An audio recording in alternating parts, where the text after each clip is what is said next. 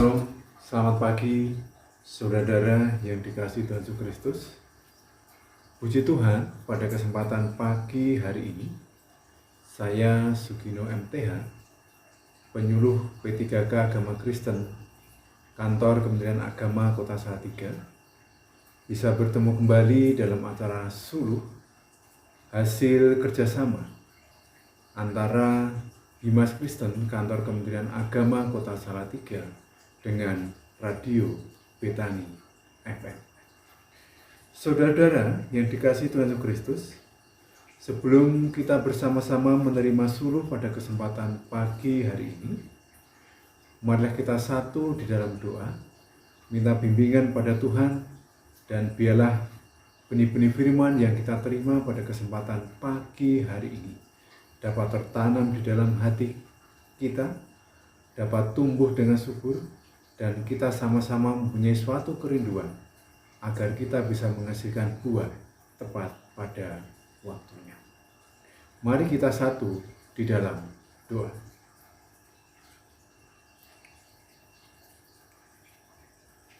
Kami bersyukur Tuhan untuk berkat dan rahmat-Mu yang telah Engkau limpahkan kepada kami, di mana pada malam hari tadi Tuhan, kami bisa beristirahat dengan nyaman, kami bisa beristirahat dengan tenang, dan saat ini Tuhan, kami bisa bangun kembali dalam kondisi yang segar Tuhan.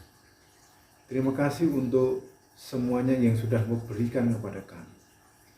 Dan terlebih Tuhan, pada kesempatan pagi hari ini, kami juga sangat mengucapkan puji dan syukur kami atas kesempatan yang Kau berikan kepada kami untuk bersama-sama mendengarkan sabda kebenaran firman.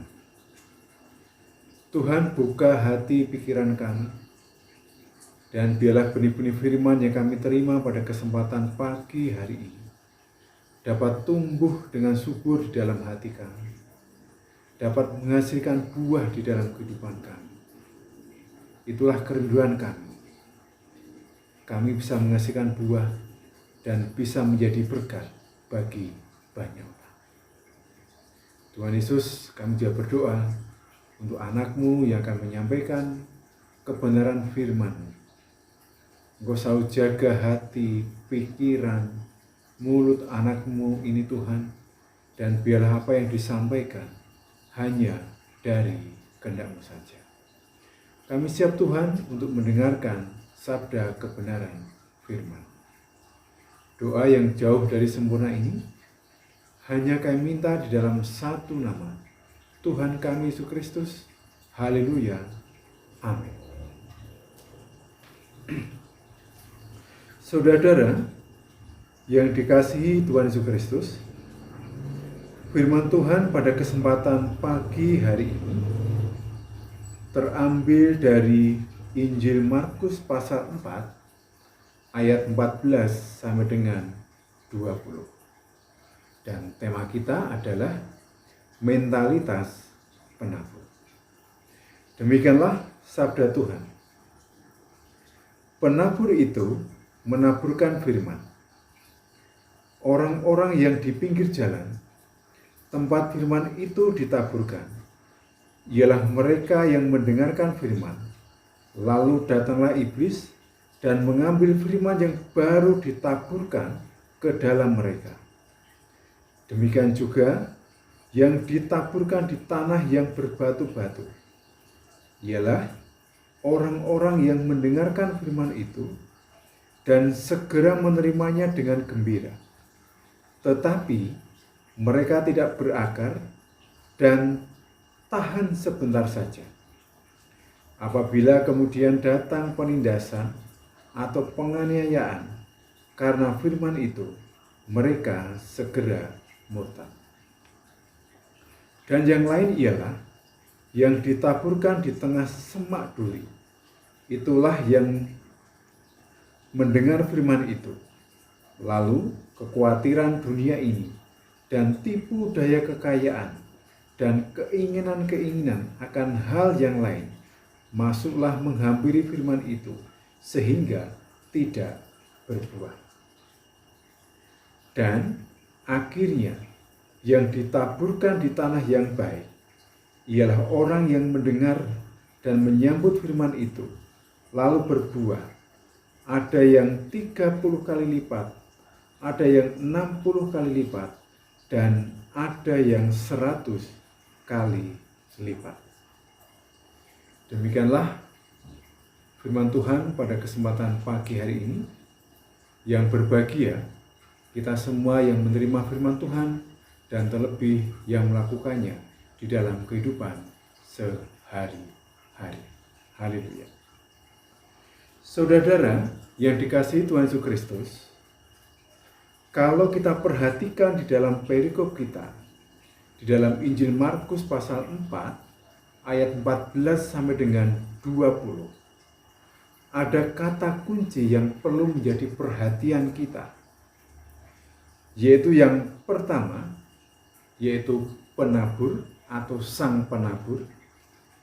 Yang kedua, benih. Yang ketiga, yaitu tanah. Dan yang tak kalah penting juga, ada kata mentalitas sebagai tema pada kesempatan pagi hari ini. Mentalitas penabur. Kita akan melihat kata yang perlu kita garis bawahi tersebut agar kita bisa lebih mendalami perikop pada kesempatan pagi hari ini. Sang penabur. Kalau kita perhatikan di dalam perikop ini yang dimaksud dengan sang penabur itu adalah Tuhan Yesus sendiri. Sang penabur itu adalah Tuhan Yesus sendiri. Lalu benih. Apa yang dimaksud dengan benih di dalam perikop ini? Yang dimaksud benih di sini adalah sabdanya atau firman-Nya. Itulah benih. Lalu tanah.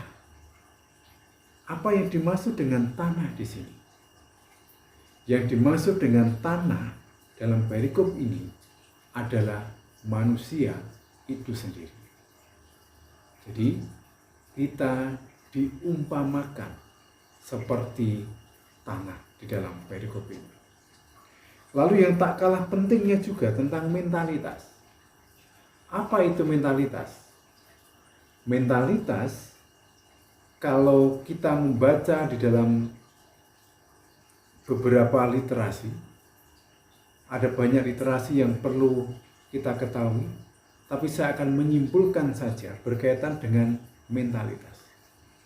Mentalitas yang dimaksud di sini menyangkut tentang aktivitas jiwa, aktivitas kita, pola pikir, mindset kita, juga berkaitan dengan perasaan.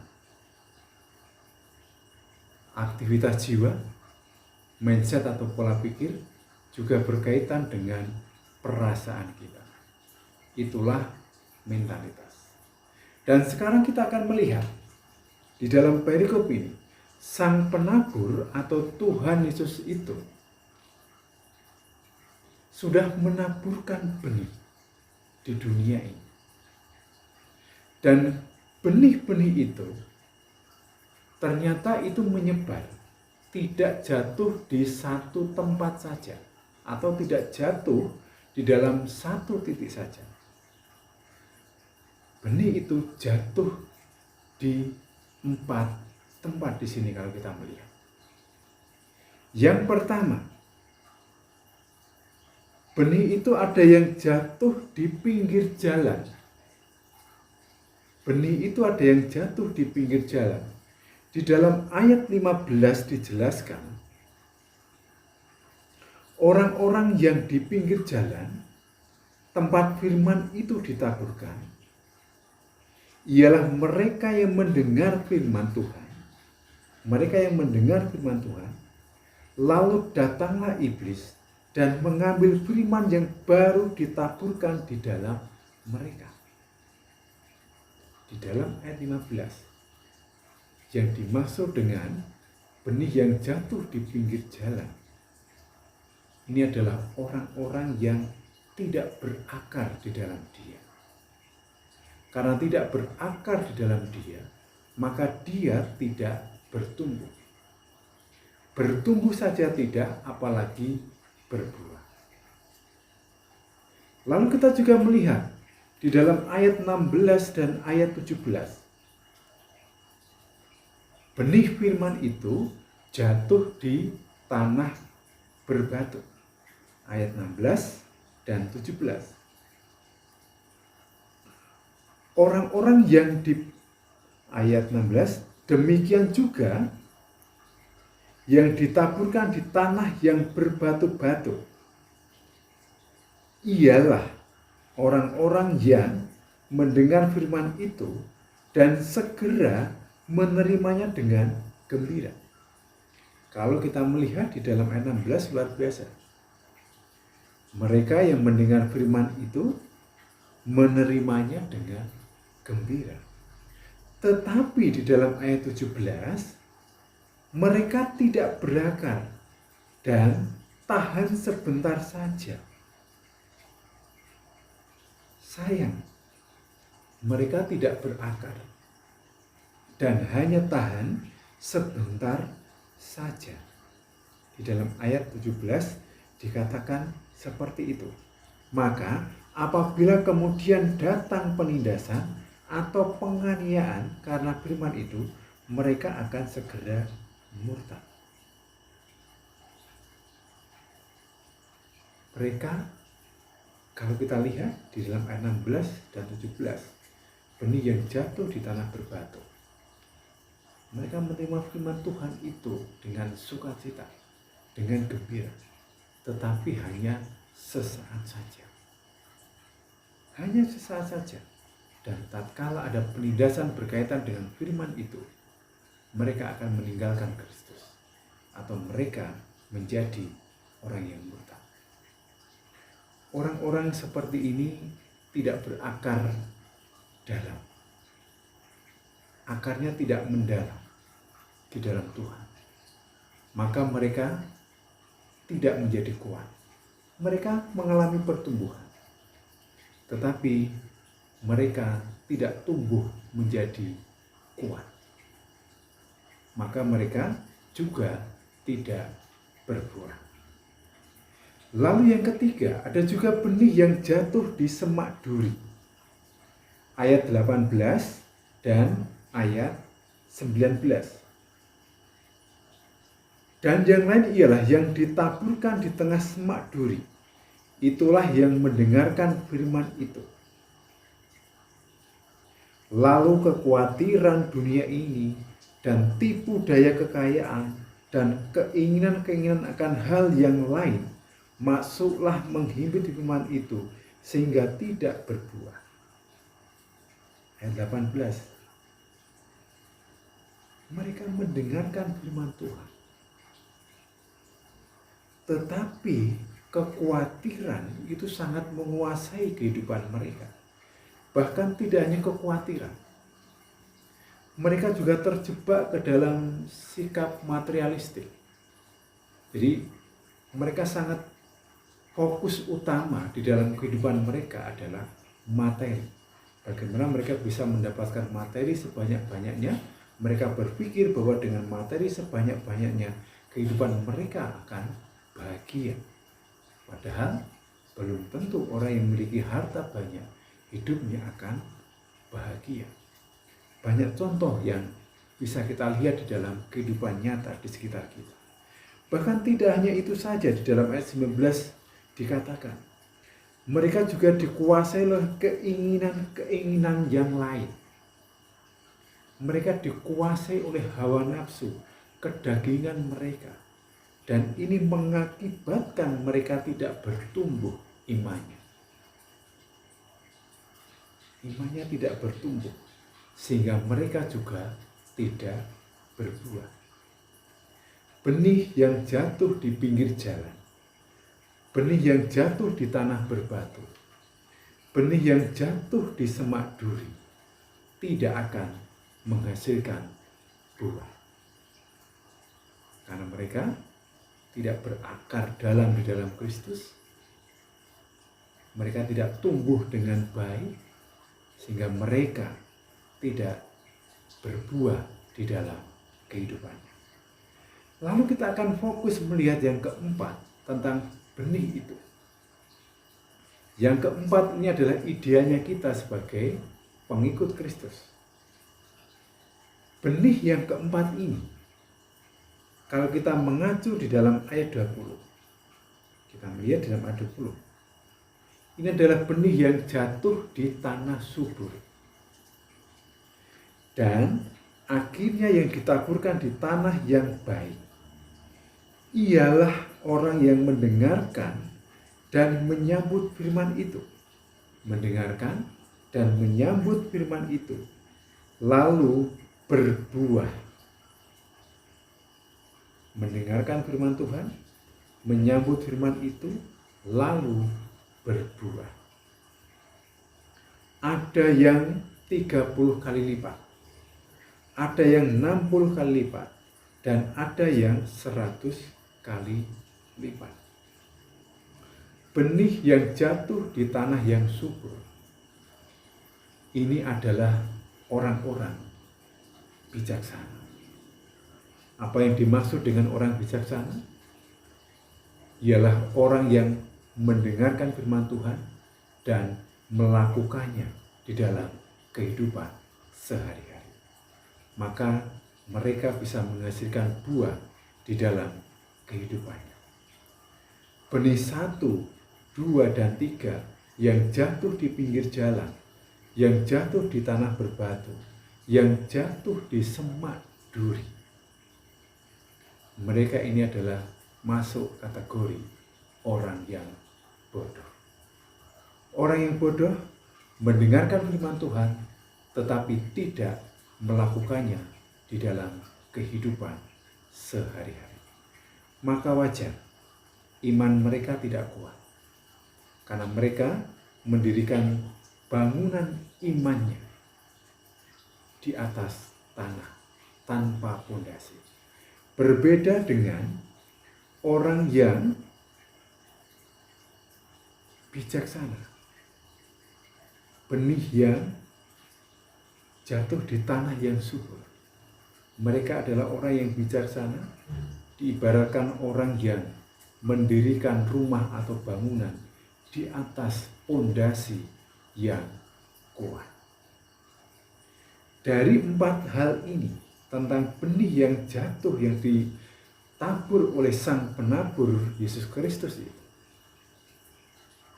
posisi hidup kita sekarang ada di mana? Apakah kita dalam posisi yang pertama, yaitu benih yang jatuh di pinggir jalan? Apakah kita di dalam posisi yang kedua, benih yang jatuh di tanah berbatu? Atau kita dalam posisi yang ketiga, jatuh di semak duri? Atau yang keempat, puji Tuhan, kita adalah benih yang jatuh di tanah yang subur. Inilah refleksi kita, bahan refleksi kita di dalam suluh pada kesempatan pagi hari ini. Melalui firman Tuhan, melalui suluh pada kesempatan pagi hari ini, saya ingin mengajak kita semua. Marilah kita respon, kita sambut benih-benih yang sudah ditabur oleh Sang Penabur itu di dalam kehidupan kita. Dan kita laksanakan di dalam kehidupan kita. Sehingga kita bisa menghasilkan buah. Itulah kerinduan kita bersama. Kita bisa menghasilkan buah-buah kehidupan di dalam kehidupan kita. Sehingga kita bisa menjadi garam dan terang. Dan kita bisa menjadi berkat bagi banyak orang. Amin. Mari kita masuk di dalam saat hening sejenak.